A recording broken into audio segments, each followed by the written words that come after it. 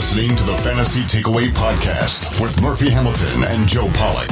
Proud member of the Full-Time Fantasy Podcast Network. Subscribe, listen, take home the title.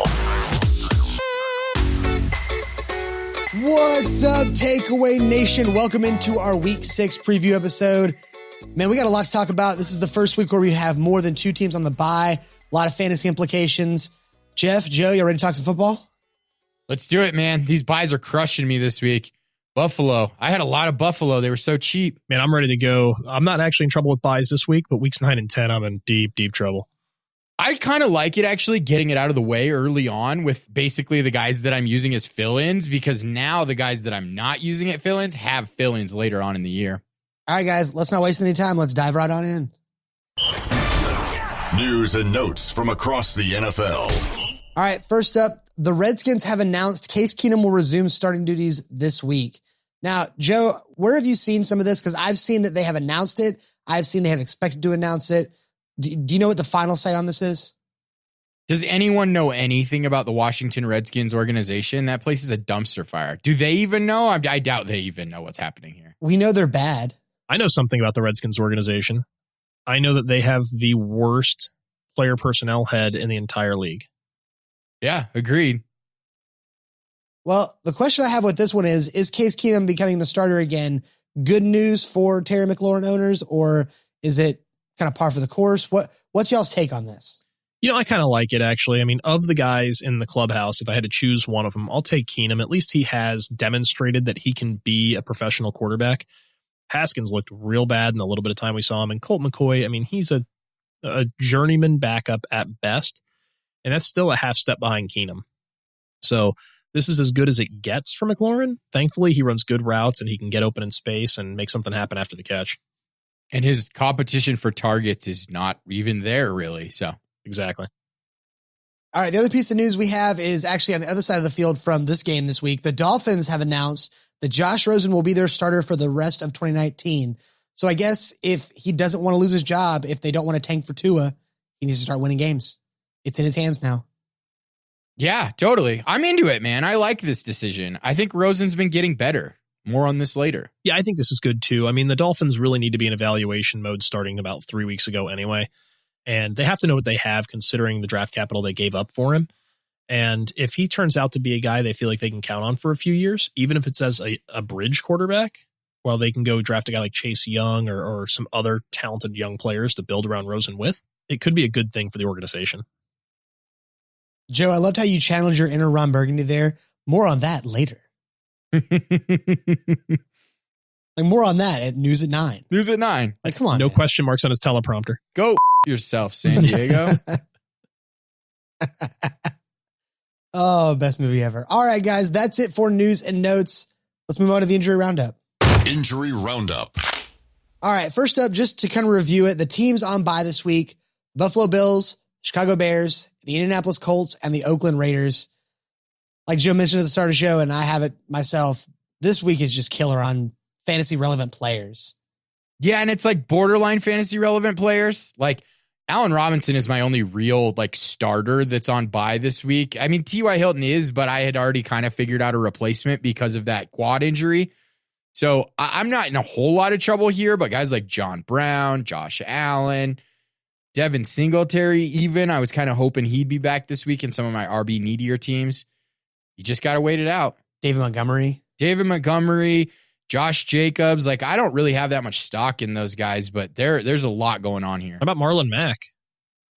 He's been pretty solid. Marlon Mack has been really, really good, but I'm always just waiting for the other shoe to drop with him because he spent so much time on the injury report.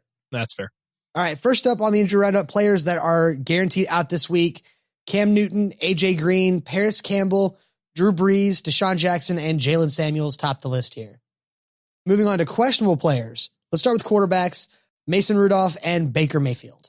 Yeah, Murph, I don't think Baker Mayfield was actually listed on the injury report. I think what you were looking at was the Twitter hurt feelings report. Yeah, Richard Sherman really hurt his feelings. So have a lot of fans. He needs to stop replying to people on Twitter. Just stop. Don't pay attention to it, Baker. Yeah, he's got the facial expressions right now of a whiny frat kid. Like he doesn't look like somebody who's a face of the franchise type quarterback at the moment. He needs to get out of his feelings and get back into, football mode. Stop channeling your inner Johnny Manziel. Ooh, deep burn. Yeah. Hey, you can always do auto insurance commercials if it fails. I mean, I think Baker's done enough commercials, don't you? Yeah, totally. It's probably impacting his play at the moment. I agree. All right, let's move into running backs. Todd Gurley did not participate in practice today with a quad injury, and David Johnson, of course, is dealing with a back issue. Yeah, David Johnson is one of those ones where you really need to keep an eye on it because all of the sudden in that matchup against Atlanta, Chase Edmonds could end up being in the RB1 conversation this week if David Johnson can't go. They allow perennially the most receptions to running backs every single year in Atlanta. And Chase Edmonds is a pretty darn good pass catcher. So I think he could slide into that pass catching role that David Johnson has just seen increase over the last few weeks. Yeah, and I think Edmonds actually looks better than Johnson right now. He's operating on fewer touches, but he just seems explosive. He can catch the ball well. He's got a little more Zuzu to him. I don't really know how to describe it except for he just looks better on the field right now than David Johnson. That could be that David's been battling this back thing for longer than we know. Any worries about Todd Gurley? I need to see where this is at in another day or so. It's worth monitoring, and if you don't have Todd Gurley's handcuff or at least a viable RB3 right now, then it starts to get a little concerning because the 49ers defense is already really tough. And if he's banged up, I don't think they're going to risk him against what we saw to be a pretty tough defense. I would expect to see a lot of Malcolm Brown. We might even get our first look at Darrell Henderson. The other thing to keep in mind here, though, with Todd Gurley is that he has been a did not participate or limited participant on Wednesday every single week so far. So this could be absolutely nothing as well. Exactly. That's why I want to see where we're at later in the week. But if you don't already have that running back 3 or Malcolm Brown or somebody else to fill in behind him, you could be hurting come Sunday. All right, moving on to wide receivers. This list is a little bit long, so bear with me. Julio Jones did not participate with a hip. Christian Kirk was limited with an ankle injury. Devontae Adams, no reports, and he plays on Monday night, so something to keep an eye on. Kenny Stills with a hamstring was limited this week. Sammy Watkins with a hamstring did not participate on Wednesday. Tyreek Hill, what is that, an SC joint? Joe, you got listed there? Yeah, SC joint. Like they listed as a shoulder, but it's not really your shoulder. Like it affects your shoulder, but it's the joint right at the top of your sternum where your clavicle connects to your rib cage, basically. Gotcha. All right, moving on. Marquise Brown with an ankle did not participate. Manuel Sanders with a knee injury is limited. Cortland Sutton with a lower leg injury is limited. And Albert Wilson with a calf injury was limited. Any guys you just want to talk about here? Well, I'll actually take Devontae Adams here. So this is a Monday night game on a guy you spent considerable draft capital on. The hope is that he's going to play and that he's okay. But you have to make that decision pretty early because if you don't have another Monday night receiver to put in his place, you're going to have to run a Sunday guy, which means you're kind of in big trouble and you run the risk of, say, putting in a wide receiver 3 or 4 playing Sunday, as opposed to, say, just having one of your stud wideouts playing on Monday. So this is part of that roster construction aspect. You get an injury, you need to make sure you can backfill to cover a Monday night game. So, Marquez Valdez-Scantling is a guy that I really like. He can blow the top off the defense, and the Packers showed last week they can run it.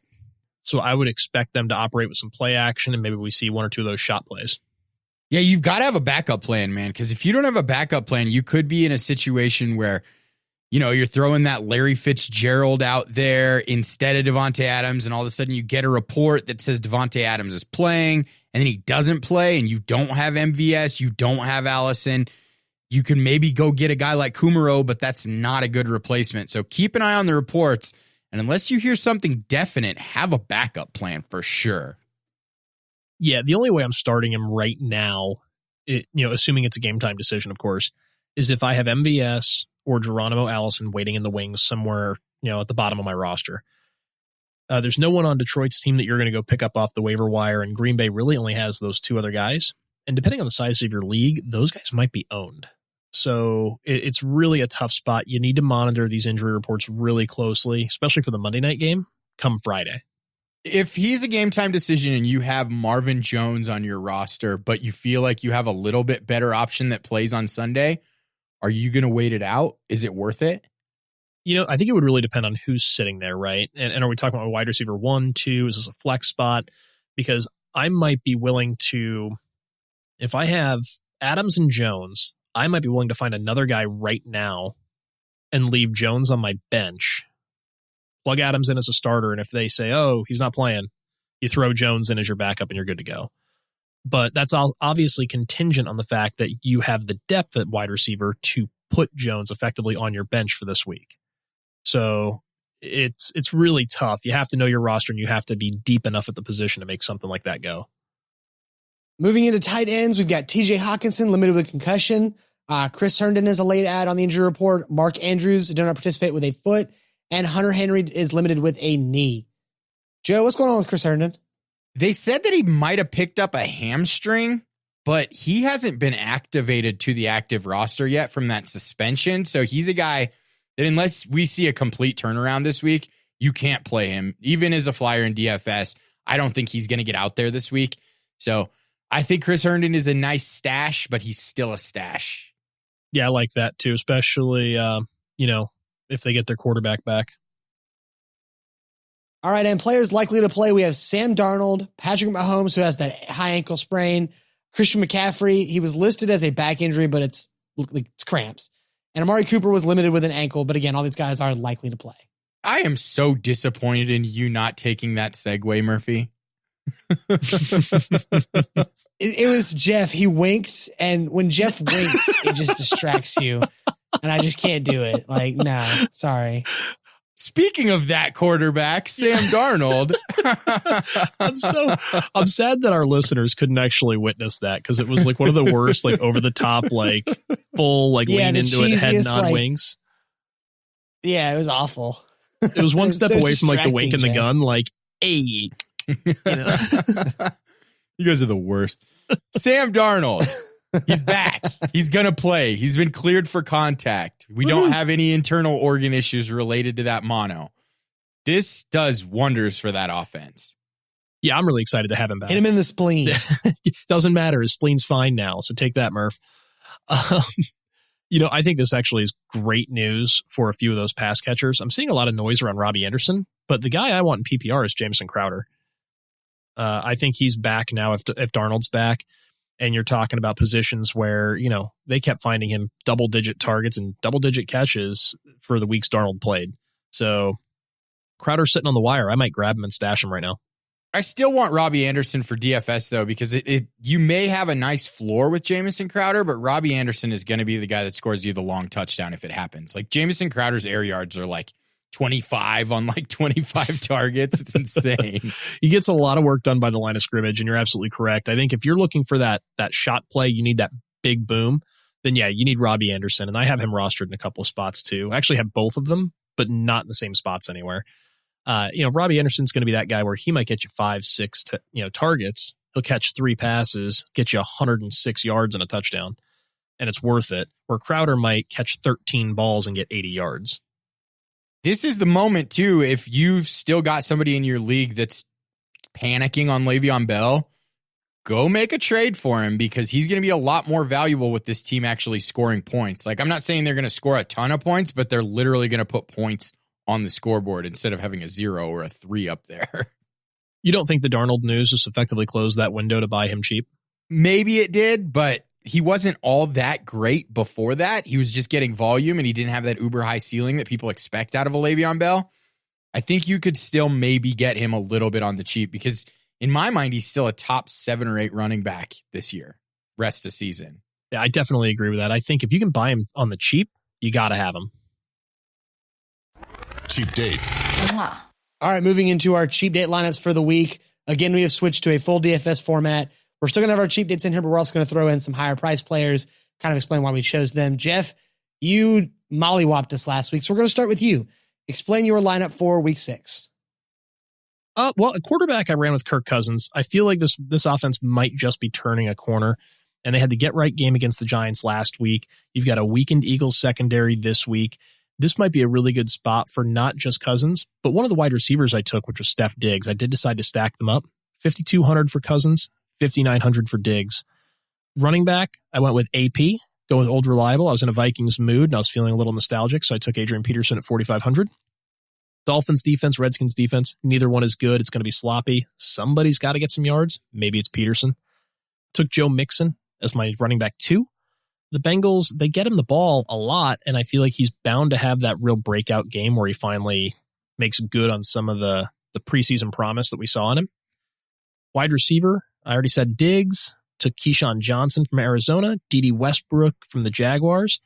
I really think he's going to be in a good spot not seeing Lattimore on every given play. I think they're going to try and shadow him over the top of DJ Chark. They only started shadowing Lattimore like last week, so we'll see how that plays out. Took Texans tight end Jordan Aikens, 3,200. DeAndre Hopkins was a pay up at 7,400 in my flex, and then the Dolphins' lowly defense is a punt at 2,700 for a total salary of $43,400, getting below the threshold set by Joe because I lost the board bet last week.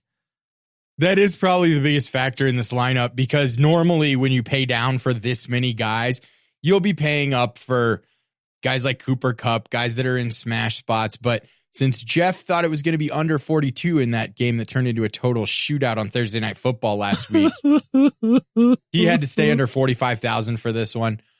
I like the Mixon play. I think he's priced pretty low for a guy that's getting that many touches. Peterson feels like a total dart throw, but he's going to be getting some work. And if they go up in that game, which they very well might against Miami, he could be a guy that's getting some mop-up duty, maybe scores you a touchdown late. Jordan Aikens, can we talk about him for a minute? Yeah, let's do that. I thought you might. I don't totally see what you're doing with that play. What were you thinking? Well, so again, I had to pay down, right? Yep. I'm going on the cheap here. At 3,200, I took a guy that I just kind of felt like somebody's getting the ball in Houston, and they've been starting to spread it around more and more. It hasn't really been exclusively the D-Hop show.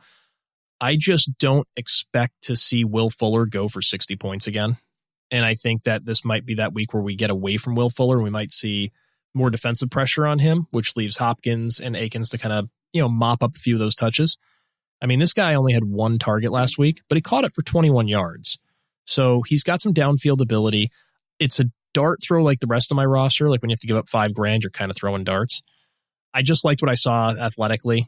And on 1 target, 1 catch, 21 yards, he's got only 12 other targets on the season, but they're all pretty long. I mean, he's averaging north of 7 yards a catch in his worst game, and that's Carolina. But other than that, 24 yards a catch against the Chargers, 13 against the Jaguars.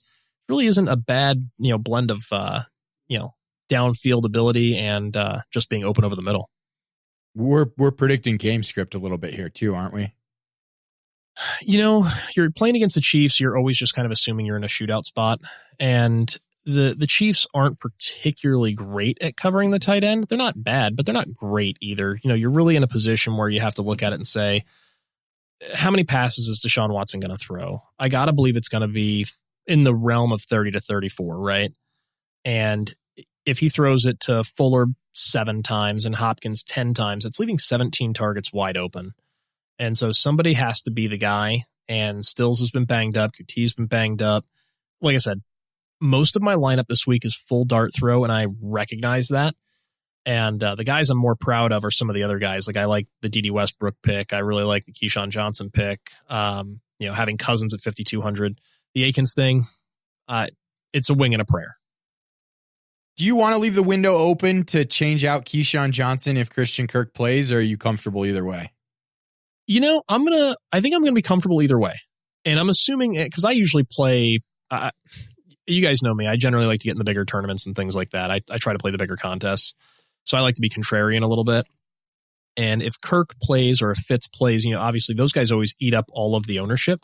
But Keyshawn Johnson could be a guy that you can have cheap, really cheap at 3,900 that could still easily see 7, 8, 9 targets against a bad Falcons D. One more thing before we move on. If you were to pay up at tight end, we don't get to talk about the pay up guys at tight end because we're all taking cheap dates on this. Who would be the guy that you wanted to pay up for this week at tight end? How do you not love Will Dissly? The Browns are right in the middle of the pack in terms of, points against the tight end. But at 4,900, a guy they're drawing plays for now, a guy they're looking for specifically now, he's getting enough looks and he's healthy. I gotta love it. That's just kind of the mode I'm in right now. I think Hooper's bound to kind of come back to earth. although it's a great spot against Arizona, they're probably the two guys I would look at if I was going to pay up. Yeah, I'm playing Hooper almost everywhere, and he's going to be one of the highest owned players. So if you want to go contrarian at tight end, it certainly won't be him. But Arizona's given up 23.6 points to the tight end, so that's the guy I'm paying up for. Yeah, absolutely. You got to love the spot. And the only thing about that is I feel like sometimes when a team is that bad against a position, that there's usually some kind of rebound. That defense shows up and shuts down one guy. And now, I'm not saying this is that week for Hooper, but it does scare me just a little bit. It seems almost too easy. I'm still focusing on Julio Jones and Calvin Ridley and Mohamed Sanu if that's the team that I'm, because those guys are all crushing right now. So, I mean, Julio, not so much last week, but if you leave Julio alone, he's going to put up 40 on you.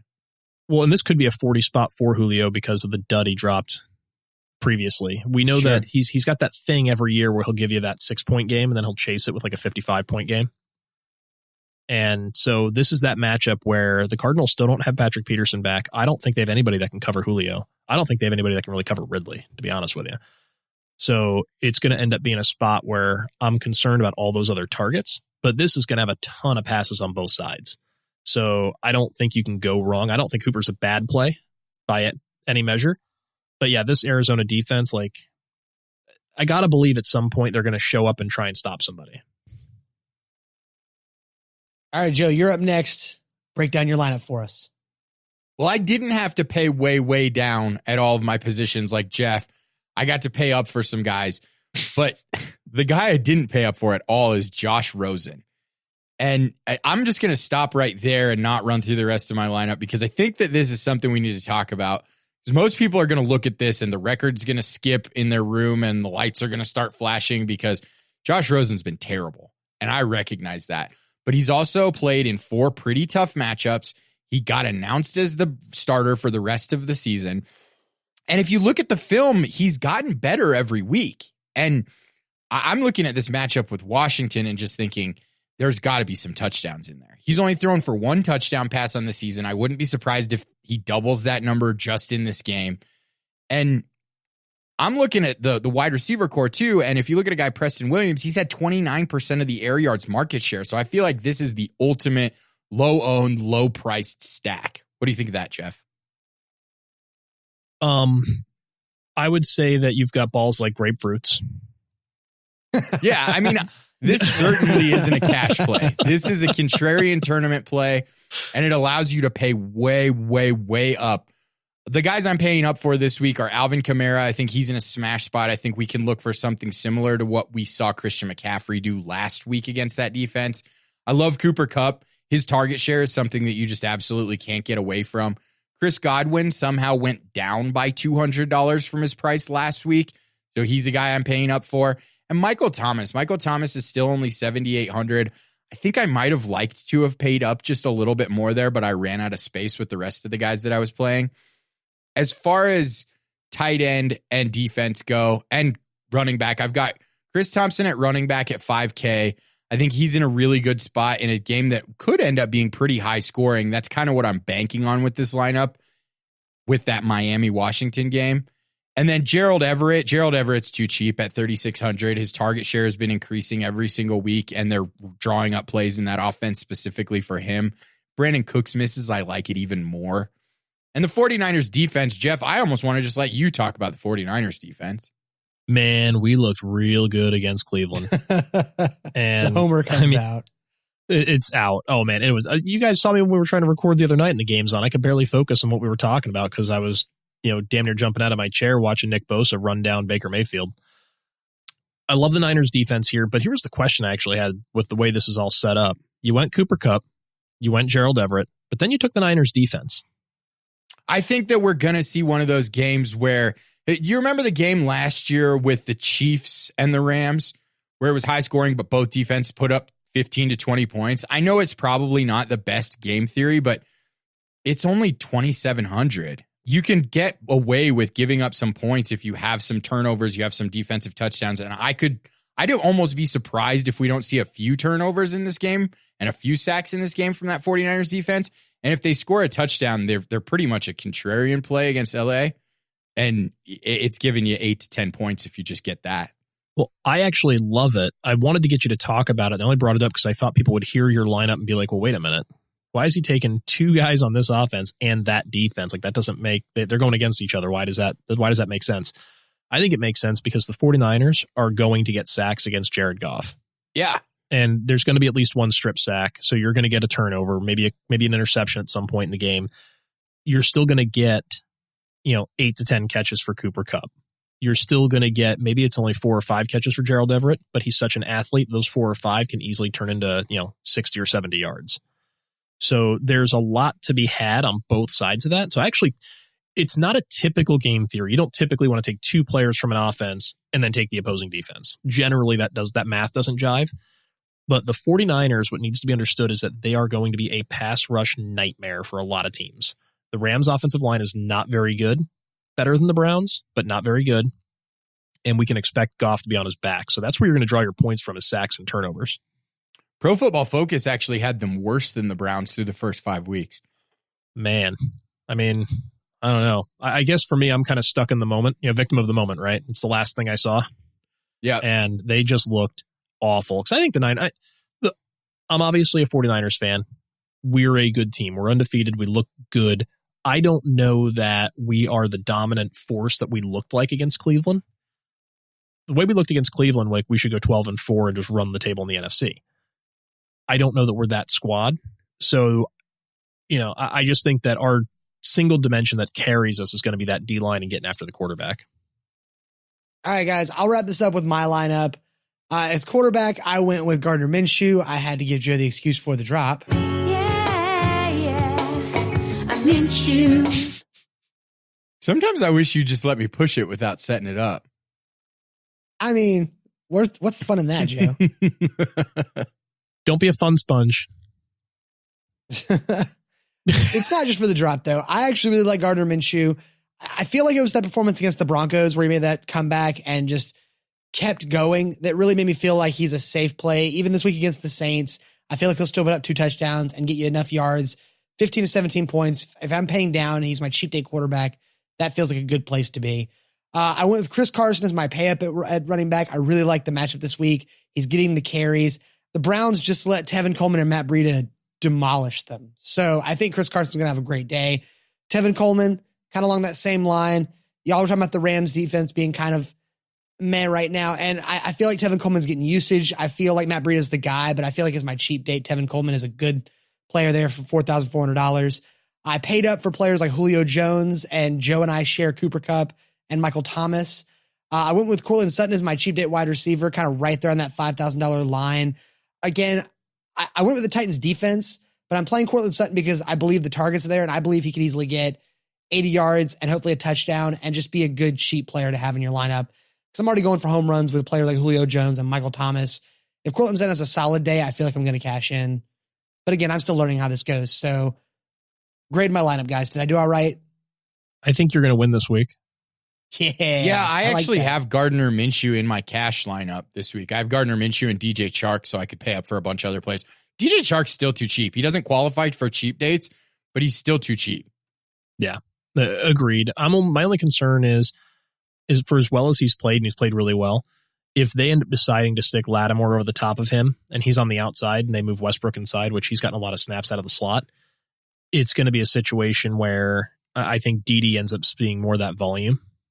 Because Lattimore's no joke. He can shut a guy down if he wants to. Problem is he just plays to his competition. That's fair. I like the Chris Carson play. I think he's a little bit too cheap based on the volume that he's been getting. Well, I like the Tevin Coleman play. I mean, he's the number 2 technically still in San Francisco in terms of like yards per carry and all that stuff. Like Breida's still probably the more explosive of the two, but Coleman looked really good against Cleveland and we blocked really well. And I think that he could be a guy that is a sneaky good play against the Rams. Yeah, at the price, it's really tough to argue with Tevin Coleman at 4,400. He's going to be getting plenty of work.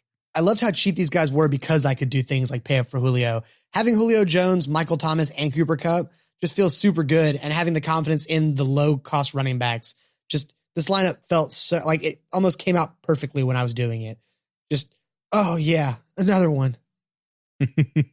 A little too much. Sorry. I'm not going to lie to you. I might play this lineup with my own money this weekend. Like that's how much I like this lineup. If you win some money, I expect a tip. Yeah, I'll send it in the mail. It'll be just a check, for 47 cents because he's going to play it in the quarter jukebox. No, I don't play the quarter game. Sorry, man. No, seriously though, I like this enough because I think Tevin Coleman might be a guy that's contrarian enough. And you're going to have like the Titans defense would be contrarian enough where you might be able to skate by with this in like the $3, $100,000 game. You might even drop it in the Millie Maker. You might hit the cash line if Julio goes bananas. I just feel like you've got a position here where Julio could legit go nuts. This could be that double nickel game from Julio that he gets near once a year, maybe twice a year. I just have that feeling. I can't shake it. And I love the running back plays. Like this whole lineup just looks really solid. And I'm very excited about this group. I think it's definitely worth throwing some money into. And I'm going to play my money on your lineup, Murph. That's happening. As nice as y'all have talked about this, I feel like I'm going to lose cheap dates this week. You guys have jinxed me. That's it. I'm cursed now. Well, it's the only way I can preserve a W is to hex the two of you guys. So. Now that we've got this format set in stone, though, I am going to publish these as a spreadsheet if people want to go look at them. So check out the show notes. There will just be a link to all of our teams. And if any of our guys go down, you can continue to follow and see who we decided to replace them with later in the week. I'll keep it published all the time. Love it. Thursday night preview. Patriots versus Giants. All right, time for our Thursday night preview. Let's start with the injury report for this game. We didn't talk about these players earlier because we're going to do this segment.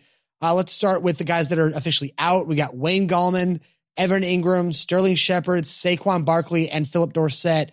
So the Giants offense is out. Pretty much. Daniel Jones is playing on an island by himself. Thank God they got Golden Tate back when they did. Yeah, they'd be in a whole lot of trouble. Can Daniel Jones throw it to himself? That's really the only hope this offense has. I mean, if Nick Foles can, why not, right? I like it. Yeah. Fair enough. Actually, I don't think it was Nick Foles. I think it was Marcus Mariota, wasn't it? Marcus Mariota was the one that did that. Yeah, because right, I had him in one of my DFS lineups, and it gave me the passing touchdown and the receiving touchdown, and I was like, yeah! Oh my God. It was like a 25-point play. It was the greatest thing. Jesus. All right, and players that are questionable, we've got Julian Edelman, Josh Gordon, and Rex Burkhead. So the Giants are out, and the Patriots are questionable in this game, it feels like. These feel like Bellatrix to me again. Bellatrix? I like that. I think all these guys are going to play Bellatrix. All right, well, let's talk about the players that are going to play. We're going to start with quarterbacks. We got Tom Brady and Daniel Jones. Do you guys expect this to be a shootout, or are we expecting kind of the game flow to be slowed down, like a 14-21 kind of game? I think it's going to either be a blowout or a minor blowout. I don't think there's any world where the Giants come into this game and really put one to the Patriots. Like, this isn't Eli Manning Super Bowl Giants. This is, we don't have any of our players Giants.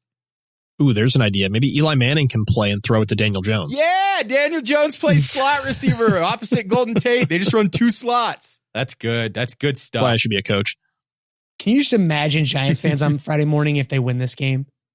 Oh, that'll be unbearable. Yeah, we'll never hear the end of it. I'm staying off Facebook and Twitter. Staying off. It's not going to happen, though. I almost think that Tom Brady might be a play that you want to stay away from a little bit in DFS, too, because I could see this turning into ground and pound the whole time in the second half. And if one of those touchdowns early goes to one of the running backs and it's not a pass, you could be looking at kind of a lower ceiling. Yeah, this whole game feels like a trap from a fantasy standpoint. And I generally don't like Thursday night games to begin with. But with all these guys being out and, all of the commercials are revolving around the Giants beating the Patriots in the Super Bowl a gazillion years ago, I just feel like the Patriots could either come out and just roll them, or they're just going to quietly roll them where you don't even realize it's a blowout until like 5 minutes to go in the third, and it's 42-17. Yep. And that would be a lot of points because the Giants got a punt return touchdown or something. Yeah, 17 is more than I'm expecting out of the Giants in this game. Yeah, it would have to be like a really fluky play, like, I don't know, a block punt touchdown or a kick return or some other kind of fluky nonsense because they won't score that many offensively. All right, let's move on to the running backs in this game. Sony Michel, Rex Burkhead, and James White for the Patriots versus the nobodies, Jonathan Hillman and Elijah Penny for the Giants. Are you guys doing any Jonathan Hillman or Elijah Penny in any type of format, or are you avoiding them at all? Nope. Yeah. It's going to be a hard pass. I'm pretty much avoiding them because even if you're the Saquon Barkley owner and then the Wayne Gallman owner, Wayne Gallman to me is droppable because Saquon's going to be back next week. And I think there's got to be a better option out there. Like, I would play Kenyon Drake over either of these guys this week. Yeah, I'd agree with that. Them's fighting words right there. Yeah, there's Hillman, Penny, no thanks. And if you're thinking about doing something cute DFS-wise, trying to go with these guys, it's just going to break your heart. This running back situation is bad for the Giants right now until Saquon gets back next week. The Patriots, though, I mean, it could be some combination of all of these guys. I think Sony's the one I'm throwing the dart at, though, because it looks like it's a game where he could be playing mop-up duty at the end. Well, do you think he'll be the mop-up guy, or could it be Burkhead? It could be Burkhead, but Burkhead missed last week. It's on a short week this week. I could see him really getting throttled down if this is a blowout just because of the injury issues. So when Sony Michel gets hurt in this game, are the Patriots going to call the Chargers about Melvin Gordon? Oh, don't do that to me. I don't want to. No, they're going to play Brandon Bolden all the time. Brandon Bolden, RB1 again. rest of the season. Him and Ryan Izzo are just going to be there to make our lives miserable. Oh, God. All I needed was a Josh Gordon touchdown last week, one. Couldn't get it. All right, speaking of, let's talk about the wide receivers in this game. For the Giants, we've got Golden Tate, Darius Slayton, Benny Fowler, and Cody Latimer as the big names of note, and Julian Edelman, Josh Gordon, and Joe wants to talk about Jacoby Meyer here in this segment. Jacoby Myers is a guy that we need to talk about because Philip Dorsett is out. Philip Dorsett has been playing a really relevant role, and Jacoby Myers is basically going to slide right into that. This secondary is terrible. Jeff, you just talked about DFS flyers you don't want to take. This is a DFS flyer I think I do want to take. I think he's not going to be that secret guy that's super low owned in a great spot. I think there is going to be some ownership for him, but I think he's a guy that you have to look at if you're looking for pay down options. Sure, and I agree with you there. I think that he's going to be in a pretty decent spot to bag a few looks, but I can tell you what's going to happen because I benched Josh Gordon in my league of record. So that means he's going to go for 55 or 60 and set some kind of NFL record on Thursday night. And I'm going to get to stare at that until Sunday. And then lose my matchup because of it. That sounds awful. Let's not do that. That was Will Fuller last week. Yep. All right, guys, and rounding it out here with the tight ends, this is just gross for the Patriots. You've got Ryan Izzo and Matt Lacoste, or you can play the Giants' Rhett Ellison. Anything you guys want to say on these tight ends, or is this just irrelevant versus irrelevant? Is this an XFL roster? Not yet. Yeah, it feels like it almost, right? No, I don't want any of those guys. Comes to New York. If you're going to go totally contrarian, I think that Rhett Ellison is an okay because he's totally minimum priced play on DK, but I'm not doing it. I don't have the nuts for that. And I'm playing Josh Rosen in a lineup, so that tells you that. I mean, you got coconuts like yours. If you're not going to touch them, I don't think anybody is. Yeah. All right. I no need to ask who we all think is going to win this, sweeping it with the Patriots. Yep. Yeah. I mean, come on. Really? What's the spread on this game? It's just an infinity symbol. There's infinity symbol. No, I really want to know because I think I would probably take the Patriots to cover too. But if it's like a 21-point spread, I might take the Giants. Anytime the spread breaks like 19.5, I'm generally just going to take the dog at that point. Yep. Because typically speaking, like the bettors have pushed the money so far one way that there's got to be something decent if you're willing to throw a few bucks at it. 17 is the answer there. So I would still take the Patriots at minus 17. Yeah, 17.5 though, so they got to get to 18. It's 3 touchdowns still. Ooh, I mean, yeah. I'd still do it.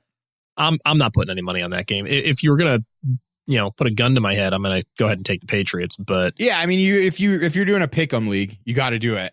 Yeah, I'm taking the Patriots. Yeah, I'm not calling my bookie being like, "Yo, man, we'll throw a stack down on the Pats." What to watch for?